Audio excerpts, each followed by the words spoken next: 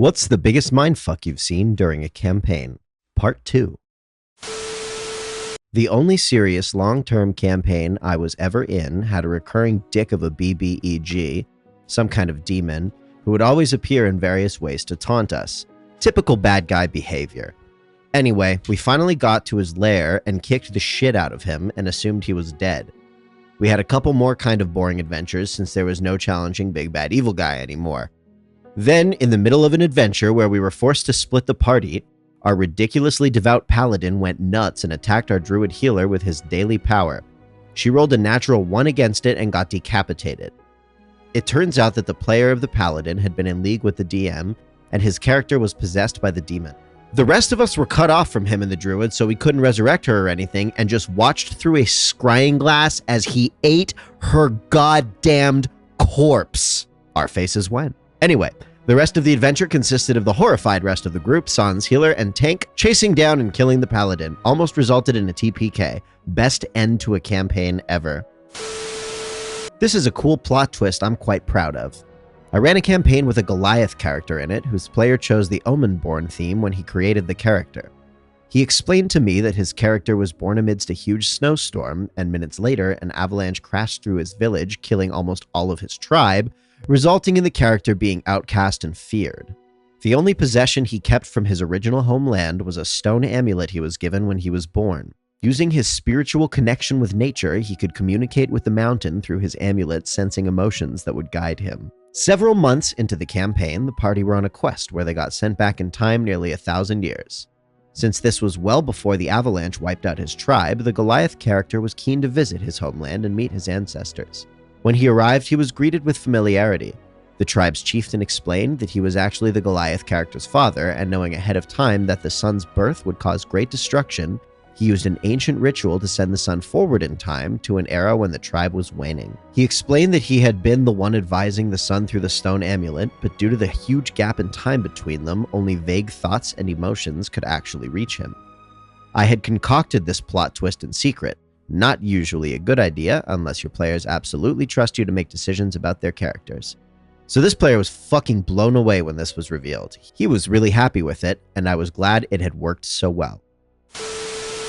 My second game ever, the DM pulled a stunt that none of us noobs saw coming. While going through this empty dungeon, we came to a room with 2 buttons. A mounted dragon head on the wall told us to push one. After some checks and debate, our tiefling bard pushed the button on the right. Him and the shard-mined scion were sucked through a dark void, which promptly closed. The 2 players left the room out of character as well. My rogue drow and an Eladrin invoker were left in the room. After some debate again, the Eladrin pushed the other button, the floor opened beneath us, and we fell into a room. In this room, we were confronted with this dude behind an illusory wall. He proceeds to tell us that our first opponents will be appearing shortly and that we are to fight him. My drow and the Eladrin both assume there will be many enemies, and that if we take down enough of them, we'll eventually be able to take down this guy behind the wall. The first enemies appear across the room, 2 shadowy, ghostly figures. The Eladrin and I attack, and both don't do so well. DM goes to the room where the other 2 players are, leaving me and the other guy to ponder a while.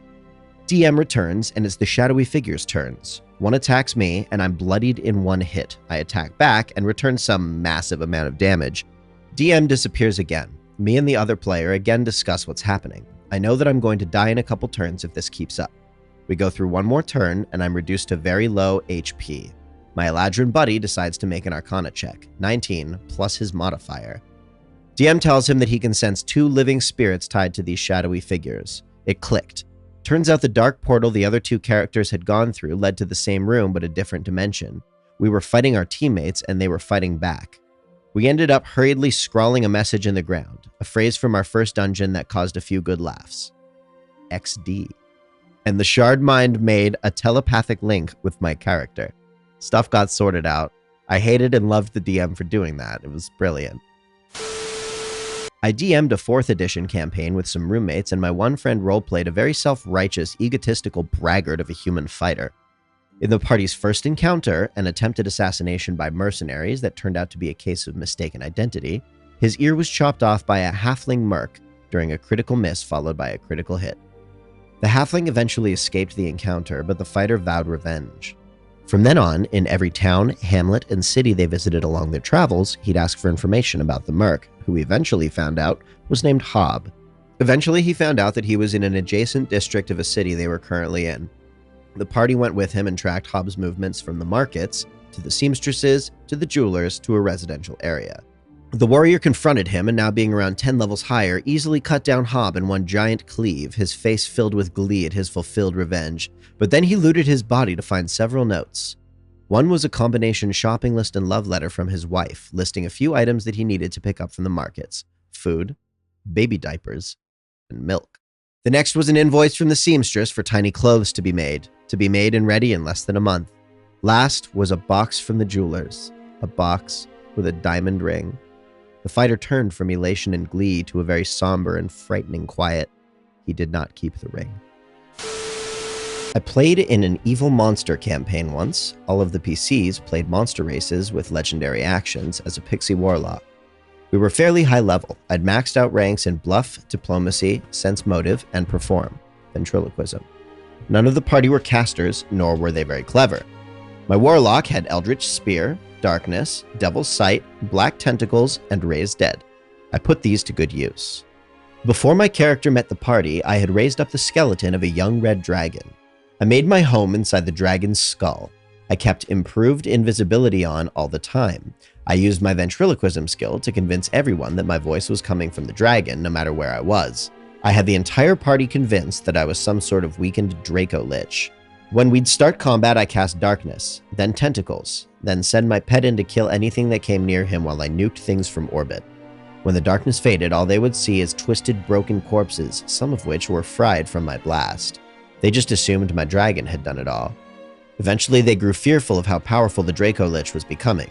I may have wove some lie about eating magic items to gain more strength. The items my pixie would wear became invisible, so they decided to off me. The blackguard and the rogue ambushed my dragon and quickly killed him. I let them celebrate their victory for a day, then the ghost of the dragon started screwing with them. Eventually, I murdered the rogue, made him my new minion, and rode around on his shoulders assassinating the rest of the crew. Then I sold their stuff, raised my dragon skeleton, and went on about my business.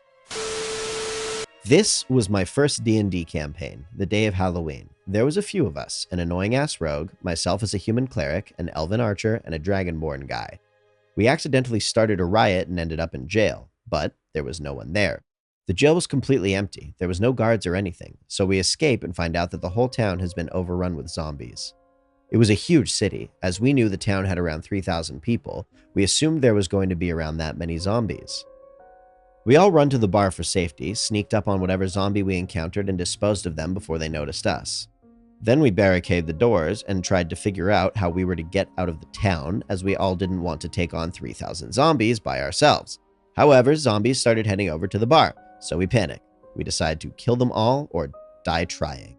So a huge battle takes place, and we killed at least 100. Finally, the attack ceased, and we decide to exit the bar. We inspect one of the bodies to see if we could find any clues as to why the sudden zombie outbreak. We find face paint on the corpses. They weren't zombies, it was a huge Halloween party.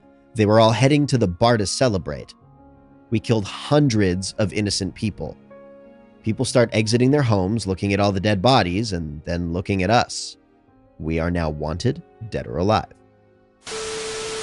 I DM'd a game where the party was investigating an abandoned mine shaft. They encountered a few NPCs that was the same as each of their classes and races that they never were able to speak with. NPC ran off after encounters, assisting the party with combat. They also encountered monsters guarding treasure and evidence the mine shaft was still very active. When they found the foreman's office, they got jumped by a fighter/wizard meant to mess them up.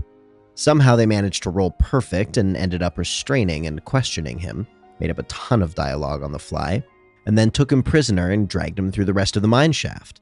At the end of the shaft, they encountered a well-mannered, well-dressed butler who escorted them to a dining hall with fancy ivory chairs and tables, wall banners, gold candlesticks, etc. They met with a character who referred to himself as the Master, who told them as soon as dinner was done, he would massacre them, fuses them with the chairs. The group is rather irate, starts questioning the Master. The party discovers the Master is an interplanar being, starts making references to an abandoned mine shaft, speaking nonsense. Dinner ends, the master gets up, the group is no longer fused to the chairs. I kill the lights to the room, remove the NPC game pieces from table, turn the lights back on. There's a note on the table. Details how the mine shaft closed 5 years previous. None of it was real, all an illusion. They found no loot and fought no monsters. The group starts talking about the NPCs they encountered earlier, realizes it was a hallucination of themselves, each having a distinct characteristic they share with the respective NPC. The group was rather confused by the whole ordeal, heads back to town, walks in the pub, kill the lights again, drop the interplaner and the butler in the pub sitting next to them. The group freaks out, books it out of the pub. At this point, the group is outside waiting for Being to exit. Good few minutes passes by, they enter back in the pub. Everything is the same. No one has any idea what party is describing when they talk about the master. Barkeep serves them their ale. I grab a few beers for the group, each with a napkin, and I let them know the quest ends. It takes them a few minutes to realize on each of their napkins there's a note that reads, "Enjoy." Signed, the master.